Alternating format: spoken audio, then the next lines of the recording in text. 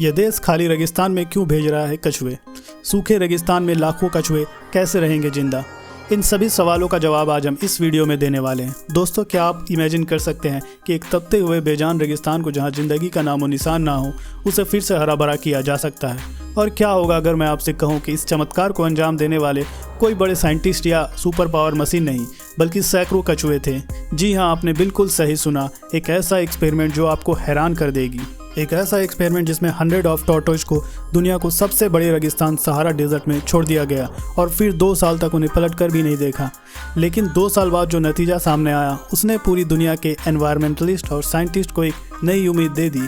तो तैयार हो जाइए, क्योंकि आज हम उस अनोखे एक्सपेरिमेंट की गहराइयों में उतरेंगे जिसने रेगिस्तान को जीना सिखा दिया। तो दोस्तों, अगर आप हमारे चैनल पर नए हैं तो हमारे चैनल को सब्सक्राइब करना बिल्कुल भी मत भूलें।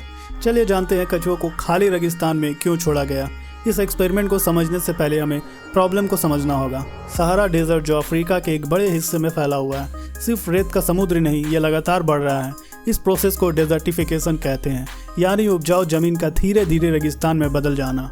हर साल हजारों एकड़ जमीन अपनी नमी खो देती है, पेड़ पौधे मर जाते हैं और वह जगह बिल्कुल बंजर हो जाती है। यह एक बहुत बड़ी ग्लोबल समस्या है, क्योंकि इससे खेती बाड़ी खत्म हो जाती है, पानी की कमी हो जाती है और वहाँ रहने वाले जानवर और इंसान सबको माइग्रेट करना पड़ता है। साइंटिस्ट लगातार इस डिजर्टिफिकेशन को रोकने के तरीके ढूंढ रहे हैं, लेकिन उन्हें कोई ऐसी कामयाबी नहीं मिल रही है जो बड़े पैमाने पर काम कर सके। ज़मीन सूख रही है और उसके साथ साथ इंसानियत की उम्मीद भी। ऐसे में कुछ कंजर्वेटिव्स ने यह साइंटिस्ट के साथ एक ऐसा सॉल्यूशन सोचा जो सुनने में बिल्कुल पागलपन लग सकता हो। उन्होंने सोचा कि वाइट ऑफ हम नेचर को ही नेचर से ठीक करें। उनके हथियार थे कछुए, लेकिन कोई आम कछुए नहीं, बल्कि अफ्रीकन सुपर टॉर्टोइज, जिसे सल्केटा टॉर्टोइज भी कहते हैं। ये दुनिया के तीसरे सबसे बड़े कछुए होते हैं और उनकी एक खास आदत होती है, यह ज़मीन में लंबी लंबी सुरंगें खोदते हैं। उनका प्लान बिल्कुल सिंपल था।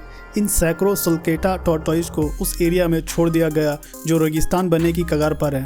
यह कछुआ वहां जाकर अपने नेचुरल इंस्टिंक्ट के मुताबिक ज़मीन खोदेंगे।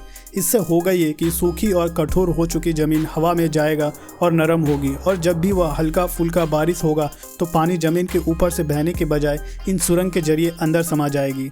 ज़मीन के अंदर नमी लॉक हो जाएगी। इसके अलावा यह कछुए जो भी फल या बीज खाते हैं, उनके बीज उनके वेस्ट के साथ दूर दूर तक फैल जाते हैं। उनका वेस्ट एक नेचुरल खाद या फर्टिलाइज़र का काम करता है, जो उन्हें बीजों को उगाने के लिए एक परफेक्ट एनवायरनमेंट देता है। इन कछुए को इकोसिस्टम इंजीनियर्स का नाम दिया गया। मिशन टॉर्टोइज ऑपरेशन ग्रीन सहारा प्लान तैयार था। 100 ऑफ सुल्केटा टॉर्टोइज को एक साथ उस बंजर ज़मीन पर लाया गया। यह वो इलाका था जहां से यह प्रजाति सालों पहले ख़त्म हो चुकी थी। उन्हें रीडिस्ट्रीब्यूट किया जा रहा था। यह एक बहुत बड़ा गैम्बल था। कोई नहीं जानता था कि ये कछुए उस हालात में ज़िंदा भी बच पाएंगे या नहीं। क्या वो सच में ज़मीन को आबाद कर पाएंगे? इन सारे सवालों के बीच टीम ने उन कछुओं को वह आज़ाद छोड़ दिया और फिर सबसे मुश्किल काम किया, इंतज़ार। उन्होंने डिसाइड किया कि वो 2 साल तक उस जगह पर कोई इंसानी दखलंदाजी नहीं करेंगे। वो देखना चाहते थे कि प्रकृति बिना किसी हेल्प के खुद को कैसे हील करती है। वो 2 साल बेहद क्रूशियल थे। पूरी दुनिया की नज़रें उस अनोखे एक्सपेरिमेंट पर टिकी हुई थी। 2 साल के बाद का चमत्कार। 2 साल बीत गए। साइंटिस्ट और रिसर्चर्स की टीम अब उस जगह पर वापस लौटी तो उनकी आंखें खुली की खुली रह गई। जो ज़मीन 2 साल पहले बिल्कुल सूखी और बेजान छोड़कर गए थे, वहाँ अब हरियाली की चादर बिक चुकी थी।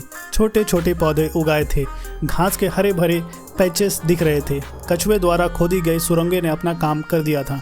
ज़मीन में नमी लौट आई थी और उनके वेस्ट से निकले बीज और पौधे बन चुके थे। लेकिन चमत्कार सिर्फ यहाँ तक नहीं रुका था। उस हरियाली की कुछ वजह से छोटे छोटे कीड़े मकोड़े भी वापस आ गए थे। उन्हें खाने के लिए छिपकलियाँ और दूसरे जीव भी आ गए थे। पूरा का पूरा इकोसिस्टम धीरे धीरे जिंदा हो रहा था। एक बंजर ज़मीन एक छोटा सा हरा भरा नखलस्तान बनने की राह पर चल पड़ी थी।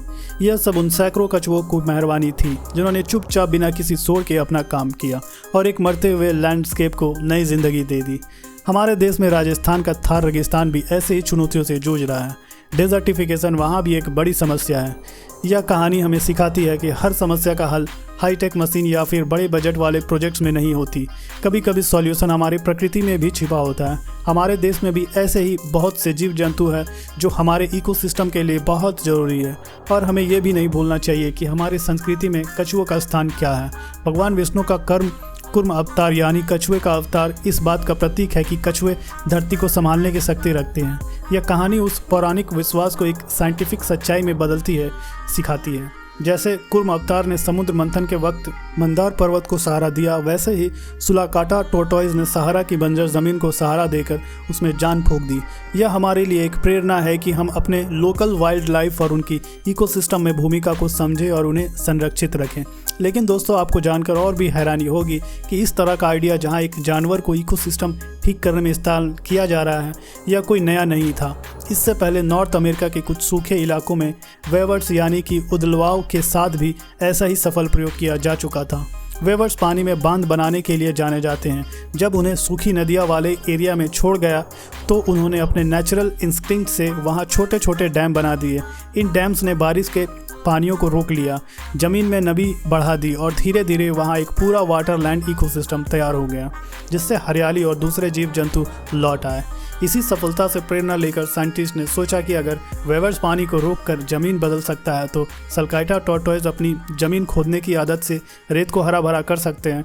इसी खोज से साइंटिस्ट को उम्मीद जागी, सिर्फ भारी मशीन से और बिना वातावरण को नुकसान पहुंचाए नेचर की किसी भी समस्या को सुलझाया जा सकता है। बस हमें उसे समझने और उस पर भरोसा करने की ज़रूरत है। एक छोटा सा जीव जिसे अक्सर हम स्लो और अनपेंट समझते हैं, उसके अंदर पूरे इकोसिस्टम को बदलने की ताकत है। यह एक्सपेरिमेंट साबित करता है कि अगर हम प्रकृति के साथ मिलकर काम करें, ना कि उसके खिलाफ, तो हमें ऐसी बड़ी बड़ी समस्याओं को भी सुलझा सकते हैं जिन्हें हम नामुमकिन मान बैठे हैं। इन कछुए ने सिर्फ ज़मीन को ही नहीं बदला, उन्होंने हमारी सोच भी बदल दी। उन्होंने बताया कि कभी कभी सबसे बड़े बदलाव सबसे शांत और धीमे कोशिश से भी हो सकता है। आपको इस चमत्कारी कहानी के बारे में क्या लगता है?